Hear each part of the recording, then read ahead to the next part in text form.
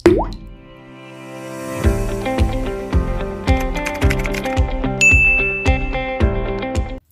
teman-teman, balik lagi bareng kakak. Masih fit dan siap untuk materi hari ini kan? Teman-teman pasti pernah dong makan agar-agar. Teman-teman tahu nggak sih agar-agar itu terbuat dari apa? Yup, that's right. Agar-agar terbuat dari rumput laut atau biasa disebut alga ataupun ganggang. Dan ternyata di biologi alga atau ganggang ini disebut sebagai protista mirip tumbuhan. Wah, kenapa ya alga disebut mirip tumbuhan? Ada berapa macam mereka? Terus karakteristiknya gimana? Dalam video ini, kita bakal bahas exactly the answer to those questions. So, let's get ready. Teman-teman pasti masih ingat bahwa protista merupakan organisme eukariotik. Dapat berupa uniselular ataupun multiselular. Dapat juga membuat makanannya sendiri atau tidak dapat membuat makanannya sendiri. Dalam hal ini, protista mirip tumbuhan atau alga dapat membuat makanannya sendiri dengan cara berfotosintesis atau disebut sebagai makhluk hidup fotoautotrof.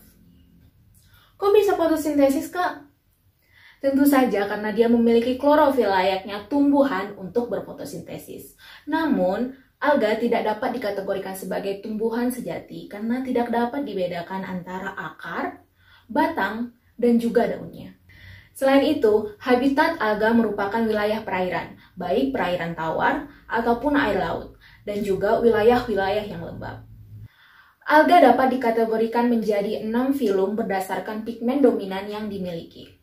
Pigmen-pigmen tersebut adalah yang pertama golongan klorofil, ada klorofil A atau hijau biru, klorofil B atau hijau kuning, klorofil C atau hijau coklat. Kemudian golongan karotenoid yaitu karoten, coklat kuning, dan xanthofil atau kuning. Kemudian ada fikosantrin atau coklat dan juga fikoeritrin atau merah. Nah, sekarang kita bahas ke-6 filum tersebut ya teman-teman. Yang pertama ada kloropita atau alga hijau di mana klorofil A dan juga klorofil B merupakan pigmennya yang dominan. Dapat berupa mikroorganisme yang uniselular ataupun multiselular. Contohnya ada ulva dan juga chlorella. Yang kedua merupakan chrysopita atau alga emas, di mana karoten merupakan pigmen yang lebih dominan dibandingkan klorofil A dan juga klorofil C. Juga merupakan organisme yang bisa uniselular ataupun multiselular. Contohnya diatom. Yang ketiga merupakan phaeophyta atau alga coklat, di mana pigmen yang dominan berupa fikosantrin dibandingkan dengan klorofil A ataupun C ataupun karoten. Dan secara umum, phaeophyta merupakan organisme yang multiselular, contohnya Laminaria s. Yang keempat adalah rhodophyta atau alga merah, di mana fikoeritrin merupakan pigmen yang dominan dibandingkan dengan golongan karotenoid ataupun klorofil. Dan sama halnya dengan phaeophyta, rhodophyta merupakan organisme yang multiseluler dan biasanya dapat kita manfaatkan sebagai bahan utama untuk makanan ataupun kosmetik. Contohnya adalah Euchema spinosum yang merupakan bahan dari agar-agar. Selanjutnya adalah pyrophyta atau alga api. Warna yang dihasilkan oleh alga ini tergantung dengan pigmen yang mendominasinya. Biasanya itu berasal dari golongan klorofil ataupun golongan karotenoid. Dan secara umum merupakan organisme yang uniselular. Contohnya Gymnodinium. Kenapa ya mereka disebut sebagai alga api?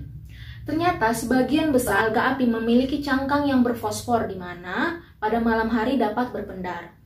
Dan golongan alga api ini merupakan penyebab dari red tide atau blooming alga di lautan. Yang terakhir adalah Eglonephyta atau kelompok yang khusus, karena alga ini dapat dikatakan mirip tumbuhan karena memiliki klorofil, dan juga dapat dikatakan mirip hewan karena dapat bergerak menggunakan flagel.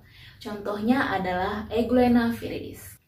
Wah, pembahasan kita ini cukup panjang ya teman-teman. Namun dapat kakak simpulkan bahwa alga disebut sebagai protista mirip tumbuhan karena memiliki klorofil untuk berfotosintesis. Namun tidak dapat dibedakan antara akar, batang, dan juga daunnya. Sementara keenam filum dalam protista mirip tumbuhan dapat kita pahami dengan cara sebagai berikut. Nama filum, nama alga, dan ciri khasnya. Yang pertama adalah Chlorophyta. Alga hijau klorofil. Yang kedua, Chrysophyta. Emas, karoten. Yang ketiga, Phaeophyta. Coklat, phycosantrin. Yang keempat, Rhodophyta. Merah, phycoerythrin, eritrosit atau sel darah merah. Yang kelima, Pyrophyta atau api bercahaya. Yang terakhir, Euglenophyta, khusus, berflagel, dan klorofil. Gimana? Gampang kan teman-teman? Oke, terima kasih untuk perhatiannya pada materi kita hari ini. Sampai jumpa!